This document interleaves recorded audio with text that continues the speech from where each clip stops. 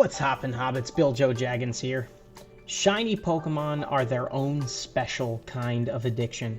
The shock and rush of seeing a sparkle in a random encounter, or at long last, after thousands of resets or hundreds of eggs, having the satisfaction of knowing the nightmare is finally over. But if you've been playing Pokemon a while, and especially if you're a shiny hunter, it's likely that a few shinies have overstayed their welcome, haunting your dreams like the ever so slightly different shade of a shiny Gengar. So now, for your commiseration and pity, here are a few types of shinies that I, personally, hate to see. First off, as a pretty active Pokemon Go player, one category of cursed shiny is obvious: Community Day Pokemon, and especially recent ones. Nothing kills the buzz of finding a shiny like knowing not only you, but everyone else just got 20 of them 3 months ago. This comes with a double disappointment of knowing that you won't be able to evolve to get the legacy move anytime soon, or at least until the end of the year. A particularly painful example of a Calm Day Pokemon whose shiny I never care to see again is the Starly line. In January 2022, Pokemon Legends Arceus released, making the Starly line attainable in its shiny form in a way that was easier and more fun than ever before. I have 6 shinies from this line caught in Hisui. But then, in July 2022, a mere 6 months later, Niantic decided to hold Starly Community Day.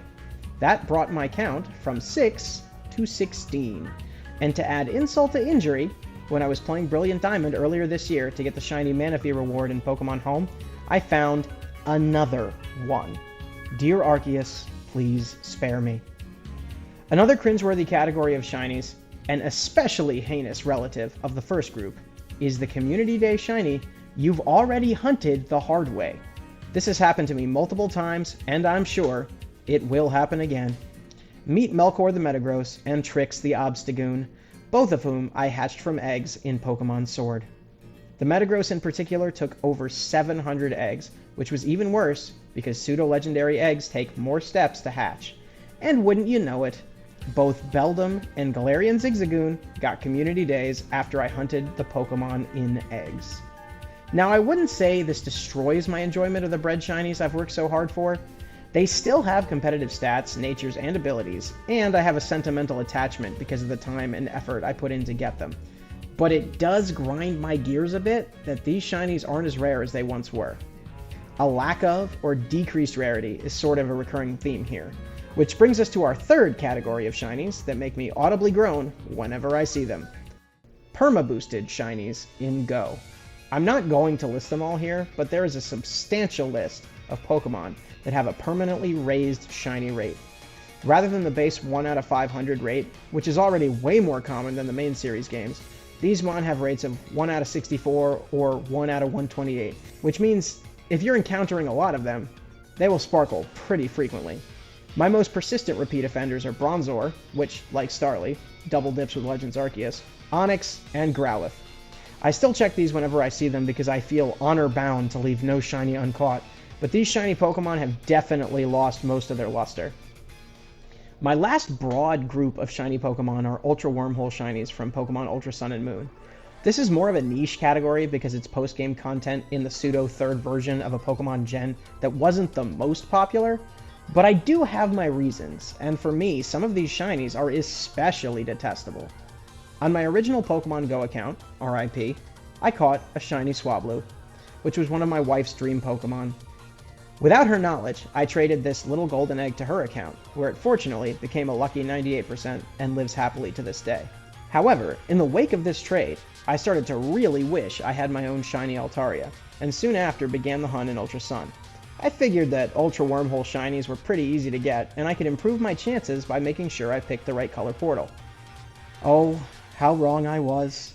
Neglecting the non-shiny spawns and accidental Ultra Beast encounters that I didn't bother counting, I caught 1 Crustle, 1 Hippowdon, 2 Swanna, 2 Grumpig, 2 Barbaracle, 2 Heliolisk, 3 Sigilyph, 5 Swellow, and a whopping 7 Yanmega.